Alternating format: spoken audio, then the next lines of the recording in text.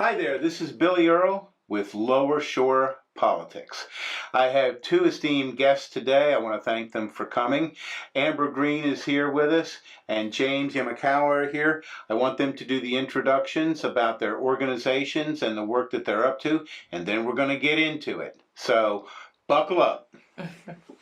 Amber, tell us a little bit about your group, Phoenix. All right, so again, my name is Amber Green. I am originally from Washington, D.C., so already you can label me as a come here to the Eastern Shore. Same here, PG County. And I've been out here on the Eastern Shore since 2008. I was a student at the University of Maryland, Eastern Shore, and then I moved to Salisbury in 2013, and that's the year I started Phoenix.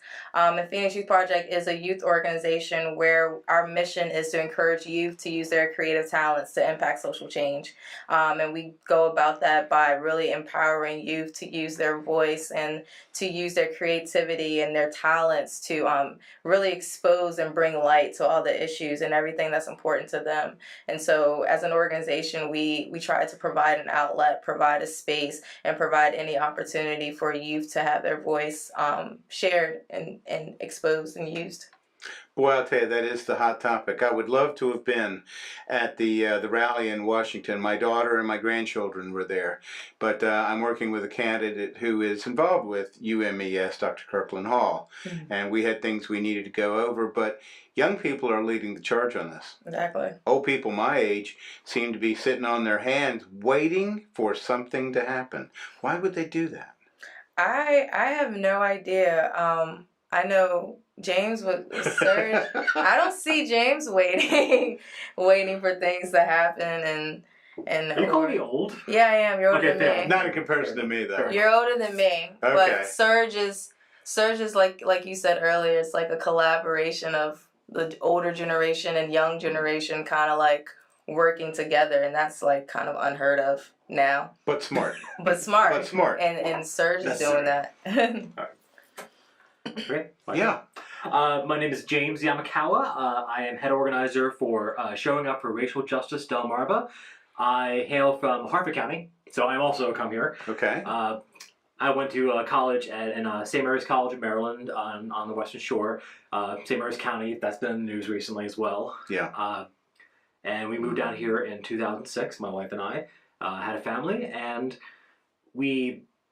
I started Surge back in 2016. It was after a Martin Luther King Day rally up in Annapolis. A friend of mine, Eric, and I went up there for that. And we heard about Surge there, and we were like, there's nothing anywhere close to us. Right, yeah. So we kind of felt that was important. Surge, basically, Showing Up for Racial Justice, is an organization, it's a national organization, basically calling white Americans in to talk about and to act on, fighting against white supremacy. And white supremacy defined not just, KKK members and neo-Nazis and all that. It's everything that the country is, because this country was built on a foundation of white supremacy. Of course it was. So getting our fellow white Americans to not only acknowledge that, but then to work together in part of a multiracial coalition to combat against it. Mm-hmm. So, and that's where our partnership with Phoenix came in, because after the Philando Castile and Alton Sterling shootings, Amber and I don't know how we actually met. Yeah. It's probably Facebook. Facebook. Everything's social media nowadays. Okay.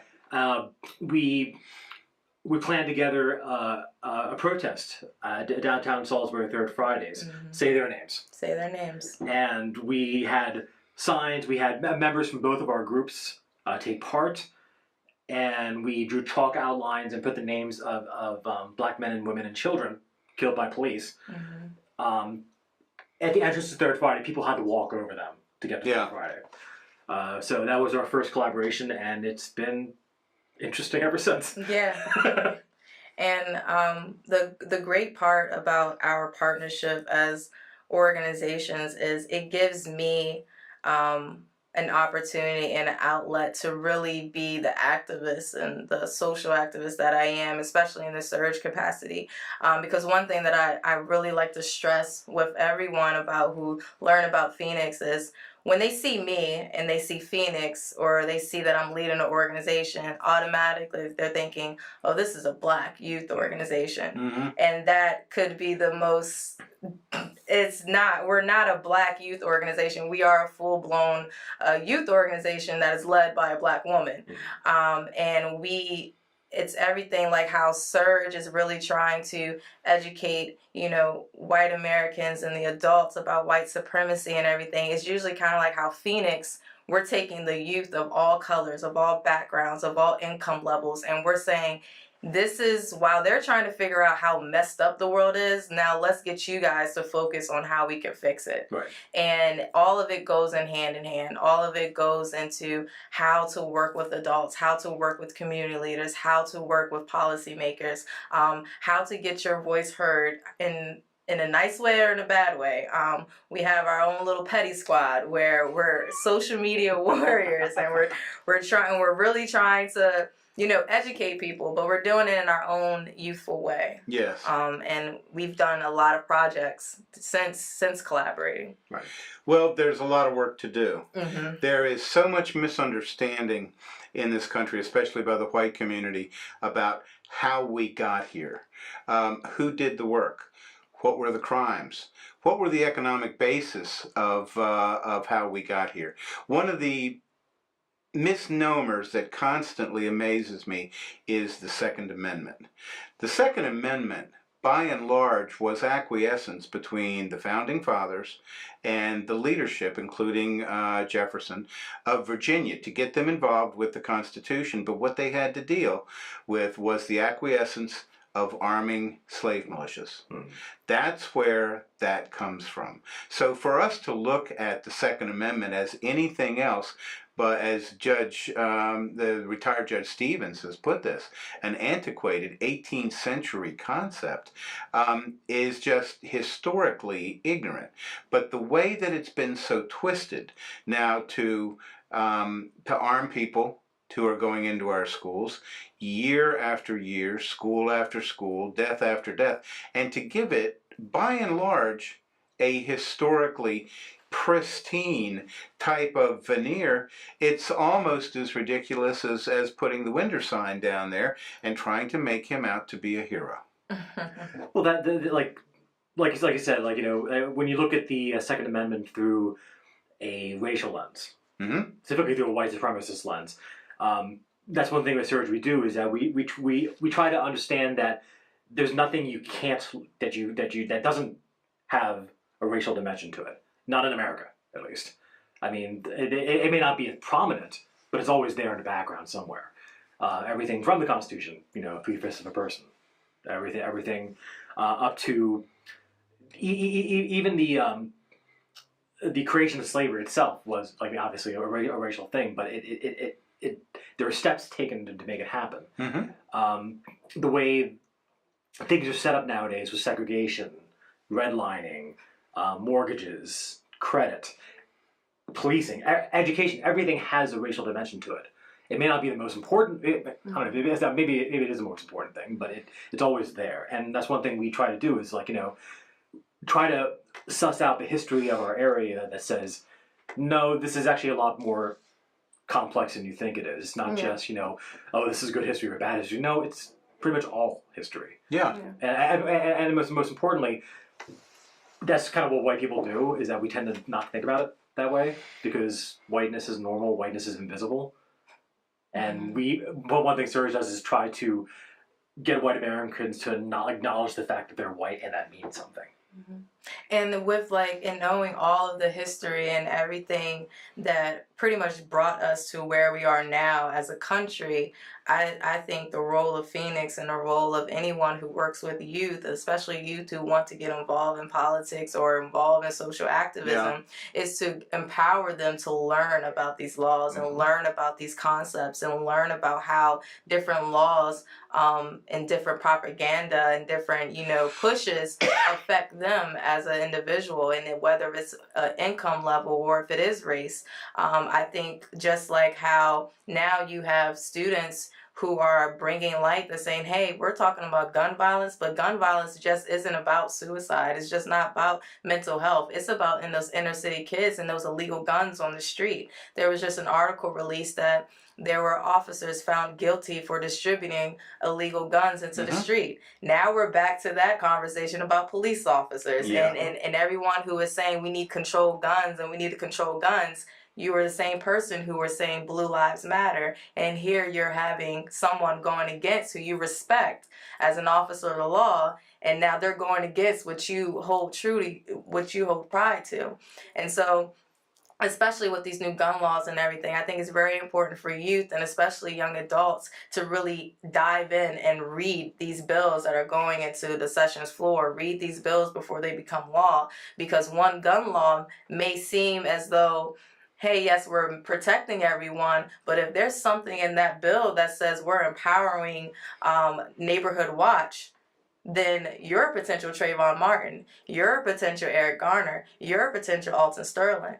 And a lot of people out here, it doesn't affect us in a rural area, but it does affect back Absolutely home. it Affects my brother back home and affects my cousins. And that's why I think it's very important that we cannot get wrapped up in the emotions of the mass shootings and mental health and everything. We really have to look at these bills and these laws and talk about gun violence as for what they truly are. Because no one wants to take away your right to own guns, especially, I know there are a lot of registered black gun owners who were saying, no, don't take my gun because I need to make sure I can protect my family from the next neo-Nazi that's living down the street. So we don't want to disband or, make potential, people who are being oppressed or people who are potential victims. We don't want to make them a victim even more by taking away their gun. But at the same time, we owe it to the country and voters to really look at these bills and not say, oh, this is a Democrat thing, this is a Republican thing. No, this is a human thing. I have the right safety. I have the right to be safe. And when we're talking about school safety, we need to talk about school safety in all of it. We need to talk about school climate. And everyone's talking about arming school resource officers in the schools. I think, you know what, if you want to do that, make sure you train those police officers, especially those in Maryland, to do juvenile justice training. Because right now, the state of Maryland does not require officers to do juvenile justice training. They just say it's recommended. There's a specific training that officers need to do on how to interact with juveniles, but it's not required. And so I encourage anyone who is thinking about arming a school resource officer to make sure that school resource officer is trained on specifically how to handle youth, because a youth mind is different from an adult mind. And a lot of officers go in and they're thinking that that's just another criminal. And that's not what we want. So like how Surge and all of a lot of other organizations are, laying it out, like this is where we are as a country, this is how we got here. My job is to get these youth ready and listen, this is what this bill is. Don't listen to the left and the right. What do you see this bill as? And you see it as a problem. And that's what I'm trying to do. I'm trying to create a generation of independent thinkers, because we have had a generation of blue and red. And right now, I'm tired of blue and red. I need independent thinkers who can actually make the choice. And that's what we need. We need those who are able to articulate and think for themselves and not just follow propaganda. And that's what my worry is all this, is this being scared about mass shootings and scared about mental health and everything. I'm like, all right, cool. I care about that thing. I care about those things. But at the same time, I'm also not trying to make myself a victim. Right. I too want to be able to protect myself. But at the same time, there's a lot more in it than what's being presented to the country. It's incredibly complicated. One thing we do know for sure, that this is going to be the task of the individual and of families, because the educational system is not going to present the truth to our youth. The youth are finding themselves in a precarious position because they're being criticized by older people for overstepping their boundaries, for not having as much information or as much insight into these issues as they might. I see people constantly on television talking about they don't understand the technical aspects of a semi-automatic weapon. Ergo, they are now disqualified from commenting on the violence that takes place in a school. I know you could find a more ridiculous argument, I just don't know where you'd find it. But young people today are now tasked with A, trying to protect themselves in environments where they do want to educate themselves, and two, to hunker down and try to get out of the way of what I will say is the narrative that they're being bombarded with, that is simply coming from two areas. One, it's coming from those lobbying groups that are aligned with the people who make and sell guns, but just as importantly, and maybe more importantly, you go back to the Lee Atwaters of the late 60s and the 70s, who was the chief organizer for Ronald Reagan, and then he died of a brain aneurysm, when he developed what was called the Southern Strategy. And what it was a way of dividing people, especially people, white men in the South, and then their wives, by and large, dividing them from the narrative that they had historically been involved in. They were Democrats up to that point. Now, they weren't what we know as Democrats. They were Dixiecrats, which was nothing more than the Ku Klux Klan without the hood. That's all it was. Now we find them as Republicans. And what did they find out when they made this switch? That's where the money comes from.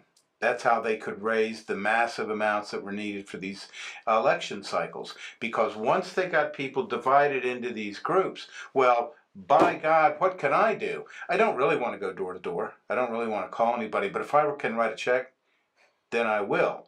Here we find ourselves now at least 2 generations past that, and we have a dysfunctional system where money completely dominates what people are doing. And what I love the most about the young generation is we find loopholes, and we make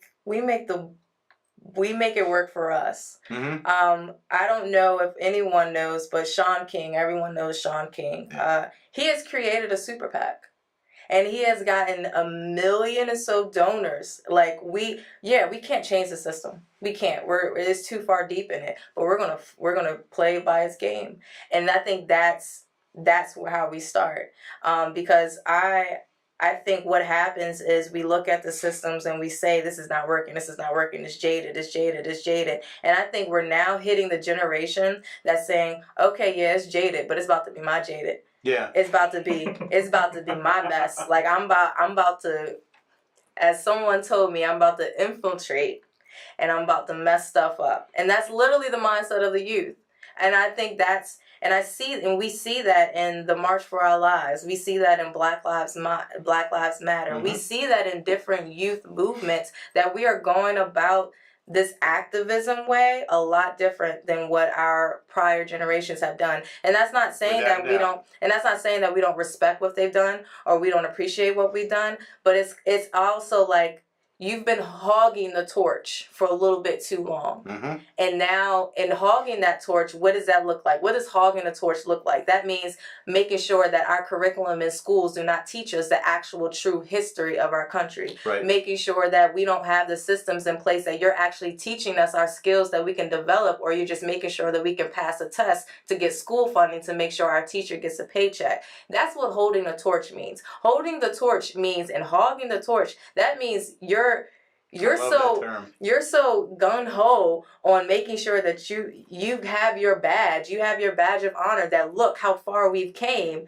and you're sitting here holding this torch and hogging and saying, look how far we've came. Yeah. Okay, well, you have the next person saying, okay, I want to keep going. Yeah. I want to keep going. Give me the torch. This is not a marathon. You didn't reach the end. Like, this is a relay. Pass the torch. Let me go to the finish line. And there have been generations who've been hogging that torch, getting their glory, holding their medal, and taking all the paparazzi in. And now in 2018, there has been youth saying, sit your ass down, give me the torch, I'm going with it, and I don't care what anybody's going to say.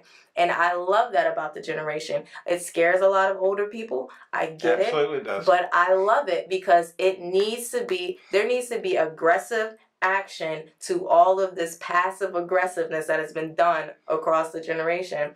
And I love that here on the Eastern Shore, Surge and Phoenix have been able to get the youth on the Eastern Shore the opportunity that thousands of youth across the country are already, they have those resources. They have those organizations that are pushing activism or those resources to help them talk about issues. But if you look on the Eastern Shore, everybody see the Eastern Shore youth as a bunch of country kids that don't know nothing. And let me tell you, those country kids, I took those country kids that don't know nothing to DC, and they was educating DC kids. Mm-hmm. They was educating DC people. They were educating, one brilliant kid that we brought, he wasn't there for Black Lives Matter. He wasn't there for guns. He was there to educate everyone else on Moors, on the actual true term. We aren't black, we're Moor. M-O-O-R. That's what we are. And that was a young black king teaching everyone. And that was an opportunity. And no one sees that. No one sees a black youth from the Eastern Shore to have that type of intellect, to have that ability to articulate that type of education, that type of knowledge at such a young age.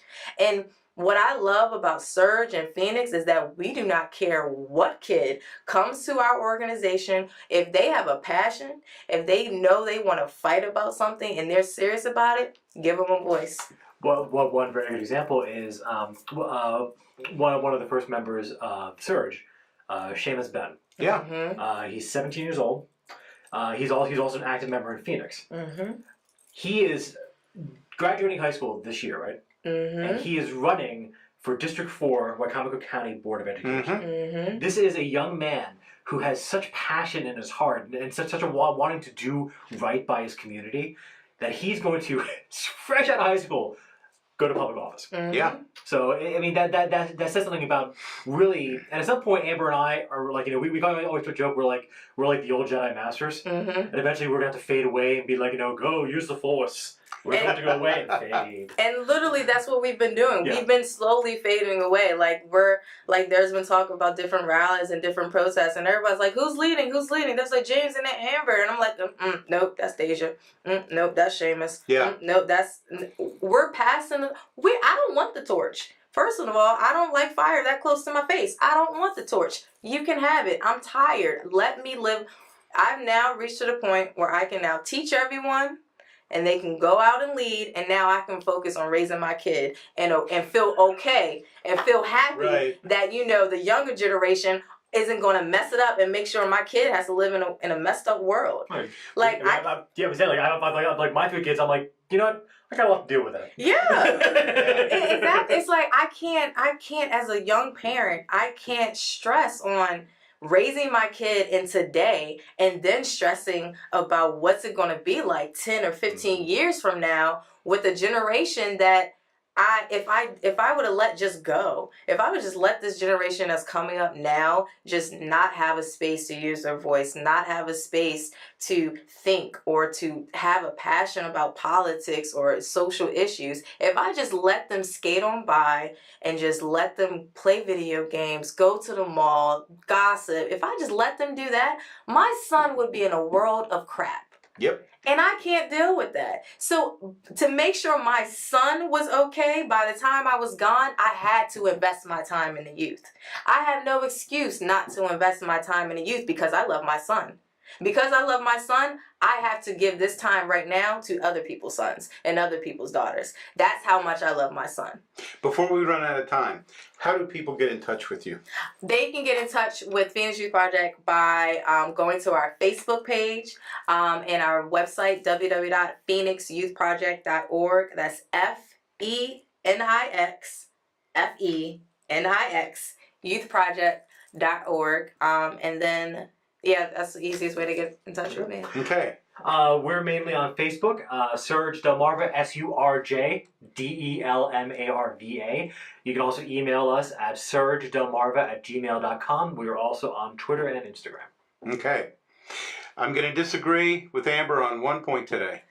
Young people are going to change the world. It's not going to be tomorrow, but they're going to be around next week, and they're going to make that change happen. This has been Billy Earl on Lower Shore Politics. In the words of Louis Goldstein, God bless y'all real good.